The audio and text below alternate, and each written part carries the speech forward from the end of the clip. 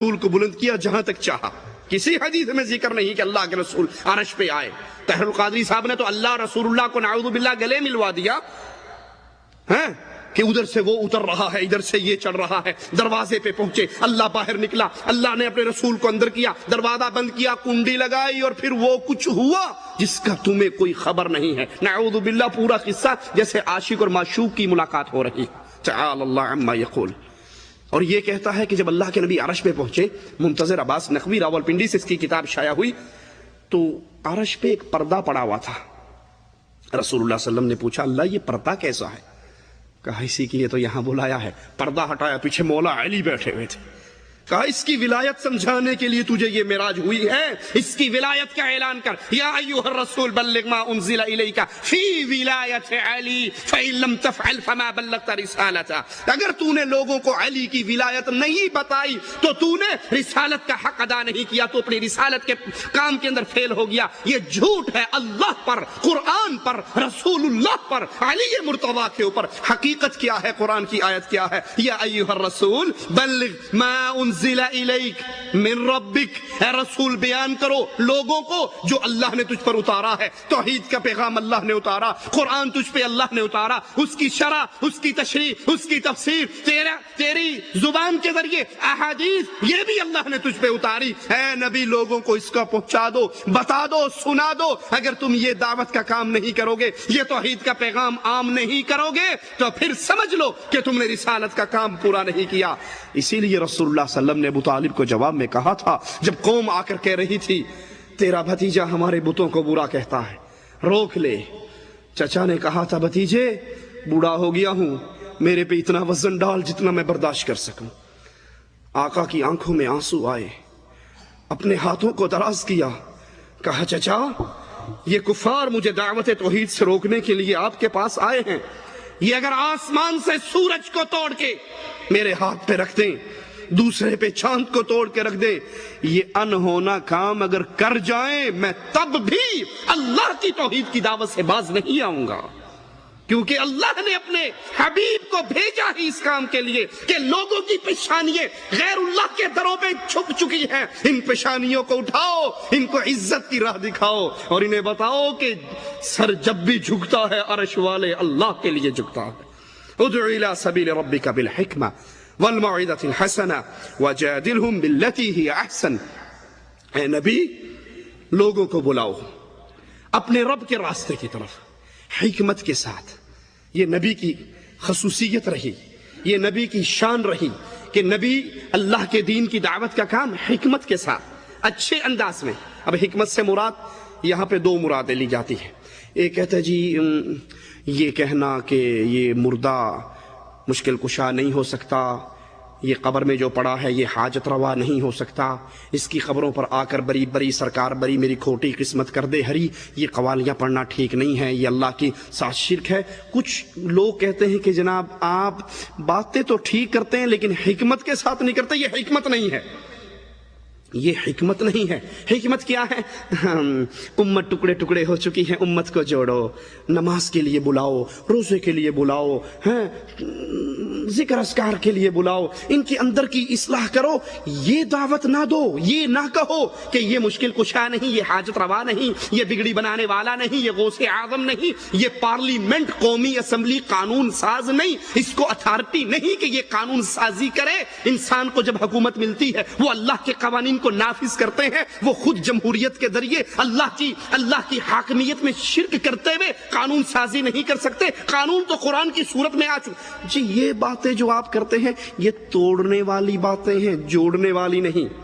میں کہتا ہوں بھائی امت کو جوڑو، واقعی جوڑنے کی ضرورت ہے، پر تھوک سے نہ جوڑو، ایلفی سے جوڑو. تھوک کا جڑا ہوا نہیں جڑے گا. جب یہ شرک کے اوپر ہے، یہ بدعت کے اوپر ہے، یہ خرافات کے، یہ وہ عقیدے رکھتا ہے جو قرآن کی روح سے ٹکراتے ہیں. آپ ہائے ہائے اس ڈاکٹر کو کیا کہیں گے؟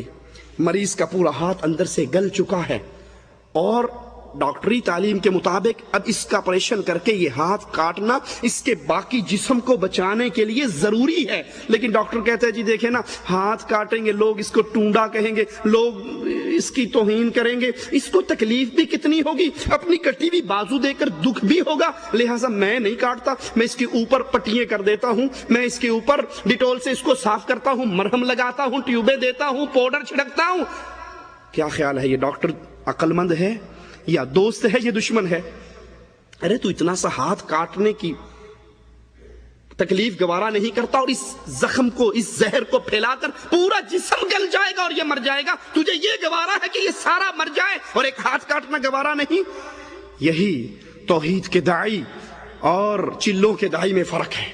نماز کی دعوت پہ چلنے والی تحریکیں اور توحید کی بنیاد پہ چلنے والی تحریک میں یہ فرق ہے۔ وہ امت کو جوڑتے ہیں نماز سے، روزے سے، حج سے، زکوٰۃ سے، صدقے سے، ذکر اذکار سے، اور اہل ایمان جب بھی توڑتے ہیں وہ کہتے ہیں نماز بعد میں، روزہ بعد میں، حج بعد میں، زکوٰۃ بعد میں، جہاد بعد میں، قتال بعد میں، ساری باتیں بعد میں، پہلے کہو لا الہ الا اللہ۔ اور جو لا الہ الا اللہ پڑھنے کے باوجود قبر پہ سجدہ کرتا ہے، قبروں کا طواف کرتا ہے، مردوں کو یا علی مدد کے نعرے مارتا ہے، ان کو اپنا مشکل کشا و حاجت روا سمجھتا ہے، اس کی نماز برباد، اس کا روزہ برباد، اس کا حج برباد، اس کی زکوٰۃ برباد، اس کا جہاد برباد، اس کا کوئی عمل اللہ کے دربار میں قبول نہیں۔ کیوں؟ کیونکہ یہ اللہ کی توحید میں غیر اللہ کو شریک کر رہا ہے۔ یہ حکمت سے مراد کیا ہے؟ آئیے میں آپ کو مثال سے سمجھاتا ہوں۔ کہتے ہیں تاریخ کے اندر ایک قصہ ہے، ایک بادشاہ سلامت کو خواب آیا کہ میرے سارے دانت ٹوٹ گئے۔ اس نے کو بڑے سارے مولوی صاحب کو بلایا، اپنا خواب سنا ہے کہ میرے سارے دانت ٹوٹ گئے، رات میں نے خواب میں دیکھا۔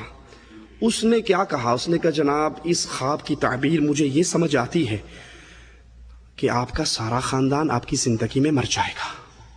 اس نے کہا تو بڑا ظالم ہے، بے وقوف، میرے سارے خاندان کو مار رہا ہے، یہ تو جلاد کو بلایا، اس کی منڈی کٹوا دی۔ لیکن پریشان تھا، میں نے یہ کیا خواب دیکھا ہے؟ دوسرے کو بلایا، کہتا مولوی صاحب میں نے رات خواب دیکھا ہے، شیخ صاحب ذرا اس کا مسئلہ تو بتائیے۔ اب اس شیخ صاحب کو پتا تھا کہ جو پہلے آیا تھا چل کر نہیں گیا، کندھوں پہ چڑھ کے گیا۔ یہ حکمت ہے، بات وہی کہی جائے جو اللہ چاہتا ہے، لیکن اس کو پیار محبت کے الفاظ میٹھے بنا کر مقصد تبدیل نہ ہو۔ اس نے کہا بادشاہ سلامت مجھے اس خواب کی تعبیر کچھ یوں لگتی ہے، اللہ پاک آپ کو اتنی لمبی عمر دے گا، اتنی لمبی عمر دے گا، اتنی لمبی عمر دے گا، آپ کے خاندان میں یہ نعمت کسی کو بھی نہیں ملی ہوگی۔ کہا ماشاءاللہ سبحان اللہ، بڑی پتے کی بات کی ہے، لاؤ بھائی اس کو اتنے ہزار اشرفیاں دے دو، اتنے گھوڑے دے دو، اس کو اتنے مال دے۔ اب اس کو لاٹ کے بھیجا جا رہا ہے۔ بات اس نے تبدیل کی، بات اس نے تبدیل کی، مقصد وہی رہا کہ سارے مر جائیں گے، تو زندہ رہے گا۔ ایک نے لٹھ مارا، گردن کٹوا لی، اور ایک نے بات وہی کی لیکن الفاظ پیار اور محبت کے۔ جب بھی کسی کو دعوت دیجئے محبت اور اس الفاظ کے ساتھ دیجئے کہ وہ سننے والا سمجھے کہ اس کے دل میں میرے لیے کوئی احساس ہے۔ اس کی دوسری مثال دیتا ہوں، ہمارے علاقے کا واقعہ ہے۔ دو شخص بس میں بیٹھے ہوئے، ایک اس سے پوچھتا ہے کہ صاحب آپ کون ہو؟ اس نے کہا جناب میں کافر ہوں۔ اس نے کہا استغفر اللہ، پاکستان میں ہیں، سارے مسلمان ہیں، ادھر کہاں سے کافر آگے؟ مذاق نہیں کرو، صحیح بات بتاؤ۔ اس نے کہا نہیں میں کافر ہوں۔ اس نے کہا صحیح مذاق چھوڑو، صحیح بتاؤ آپ کون ہو؟ کہا اگر میں سچی بتاؤں گا پھر بھی تو مجھے کافر تو کہے گا۔ کہتا کیا مطلب؟ کہا میں شیعہ ہوں۔ کہتا ہاں پھر تھے کافر ہیں۔ میں نے پہلے ہی مان لیا میں کافر ہوں، تو جو مجھ پہ فتویٰ لگائے گا میں پہلے مانتا ہوں میں کافر۔ یہ دعوت نہیں ہے، یہ دعوت کا اسلوب نہیں ہے کہ آپ سٹیج پہ کھڑے ہو کے فلاں کافر، شیعہ کافر، جو نہ بولے وہ بھی کافر، جو نہ یہ اللہ کے رسول کی سنت نہیں۔ آپ نے تو کفار کو اپنے گھر میں بلایا، آپ نے کفار کو اپنے گھر میں بلایا، ان کو دودھ پلایا، ان کو گوشت کھلایا، محبت اور پیار سے پھر ان کے سامنے اپنی زندگی کو پیش کر کے کہا میں نے 40 سال تمہارے اندر گزارے، کبھی مجھے جھوٹ بولتے ہوئے دیکھا؟ انہوں نے کہا نہیں، ما جربنا علیک الکذب، تیری زبان تو جب بھی ہلی حق اور صداقت کی باتیں کرتی ہے۔ کہا پھر ایک سچی دعوت دیتا ہوں، قولوا لا الہ الا اللہ تفلحوا تملک العرب والعجم، لا الہ الا اللہ کے اقرار کر لو، عرب و عجم کے مالک بن جاؤ گے۔ اب نبی نے کسی کو گالی دی، لیکن توحید کی دعوت کڑوی دعوت ہے۔ انہوں نے اس کو کیا کہا ابو طالب کے سامنے کہ تیرا بھتیجا ہمارے خداؤں کو گالی دیتا ہے، حالانکہ نبی نے کسی کو گالی اسلوب جب بھی اختیار کیجئے. اچھا یہاں پہ ایک اور نقطہ بھی سمجھ لیجئے. اکثر لوگ کہتے ہیں کہ یار اہل حدیثوں کی دعوت تو سچی ہے، اہل حدیثوں کی دعوت سچی ہے، لیکن اخلاق ان کا ذرا تھوڑا سا ڈھیلا ہے. میں اس کی مثال دے کے آپ کو سمجھاتا ہوں. ایک شخص